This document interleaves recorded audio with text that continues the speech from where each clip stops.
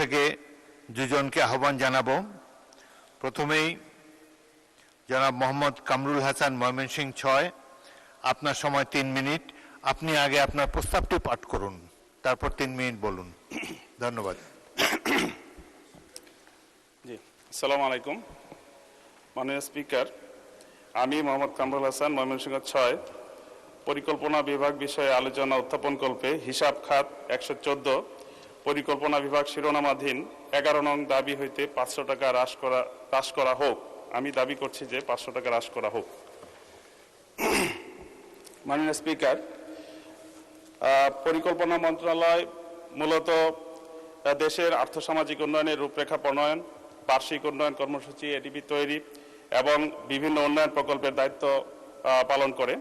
দেশের জন্য পঞ্চবার্ষিক পরিকল্পনা, দীর্ঘমেয়াদী রূপকল্প, বার্ষিক উন্নয়ন কর্মসূচি প্রণয়ন, জাতীয় অর্থনীতির সঠিক বিকাশ ও অবকাঠামো সম্প্রসারণের জন্য বিভিন্ন উন্নয়ন প্রকল্পের প্রস্তাবনা যাচাই বাছাই এবং অনুমোদন করে থাকে। বাস্তবায়ন, পরিবীক্ষণ, মূল্যায়ন, জাতীয় বাজেটে অনুমোদিত উন্নয়ন প্রকল্প সঠিকভাবে এবং নির্ধারিত সময়ে বাস্তবায়িত হচ্ছে কিনা তা পর্যবেক্ষণ মূল্যায়ন করে থাকে। জাতীয় পরিকল্পনা প্রণয়নের জন্য প্রয়োজনীয় সঠিক ও নির্ভরযোগ্য পরিসংখ্যান, আদমশুমারি এবং আর্থসামাজিক উপাত্ত প্রদান করে থাকে। মাননীয় স্পিকার, আমরা দেখেছি যে ১২,৪৮০ কোটি টাকা ব্লক অ্যালোকেশন দাবি করা হয়েছে।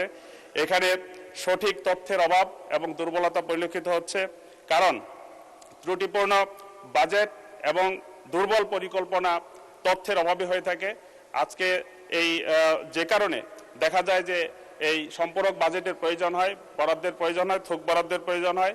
মাননীয় স্পিকার, থোক বরাদ্দ দুর্নীতিকে উৎসাহিত করে এবং প্রকল্প বাস্তবায়নের ঝুঁকি বাড়ায় এবং ১৫ দিন ১ মাস সময়ের মধ্যেই থোক বরাদ্দ থেকে বাস্তবায়ন করতে হয়, যেটা সত্যিকার অর্থে সেখানে দুর্নীতিকেই উৎসাহিত করে থাকে। প্রকল্প মূল্যায়নের দুর্বলতা, বিশেষ করে আমরা রাজনৈতিক বিবেচনায় দেখেছি ইতিপূর্বে অনেক প্রকল্প বাস্তবায়িত হয়েছে, যেগুলো আমরা দেখি যে রূপপুর পদ্মা বীচ, রূপপুর পারমাণবিক বিদ্যুৎ কেন্দ্র, এইগুলোর ব্যাপক সময় নিয়ে এবং সময় ক্ষেপণ করে সেটার প্রকল্প ব্যয় বৃদ্ধি করা হয়েছে। এইভাবে করে দুর্নীতিকে উৎসাহিত করা হয় এবং সঠিক পরিকল্পনা যদি এখানে থাকতো তাহলে স্বাভাবিকভাবেই এই দুর্নীতি বাধাগ্রস্ত হইতো।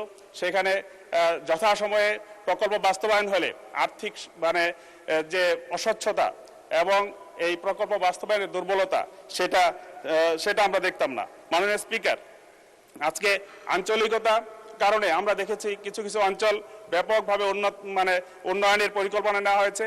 আমি যদি বলি যে আমার ময়মনসিংহ বিভাগে উন্নয়ন পরিকল্পনায় আমরা আসলেই নবীন একটা বিভাগ হওয়ার পরেও সেখানে কিন্তু উন্নয়নের ছোঁয়া লাগেনি। মাননীয় সদস্য, আরেক মিনিটে কনক্লুড করুন প্লিজ। মাননীয় স্পিকার, আপনাকে ধন্যবাদ। যে কারণে এই পরিকল্পনা নেওয়ার সময় দেখা হয় যে রাজনৈতিক বিবেচনায় পরিকল্পনা হয় এবং সেখানে মেগা প্রকল্প, মেগা দুর্নীতি। এই কারণে আমরা দেখেছি সুষম উন্নয়ন থেকে বঞ্চিত হচ্ছে এই জাতি। গোটা জাতির দায়িত্ব নিয়ে আমরা এখানে এসেছি এই সংসদে, মহান সংসদে। আমাদেরকে ভুলে গেলে চলবে না, আমরা টোটাল জাতির দায়িত্ব নিয়েছি। অতএব জাতীয়ভাবেই চিন্তা করতে হবে। আমাদেরকে আরো উদার মানসিকতা নিয়ে সব দিক থেকে সুষম উন্নয়নের পরিকল্পনা নিতে হবে। মাননীয় স্পিকার, আজকে আমার এই কারণেই আমার পক্ষে আমি এই যুক্তি তুলে ধরছি এবং বিশেষ করে দেখেন ময়মনসিংহ বিভাগে আমি দেখেছি যে চট্টগ্রাম, ঢাকা থেকে আমাদের ময়মনসিংহ নবীন, সেখানে উন্নয়ন বরাদ্দ আরো বৃদ্ধি হওয়া দরকার ছিল, সেখানে আরো কম দেওয়া হয়েছে। মাননীয় স্পিকার, আমি সেই দাবি এখানে জানাচ্ছি। পাশাপাশি আমাকে সময় দেওয়ার জন্য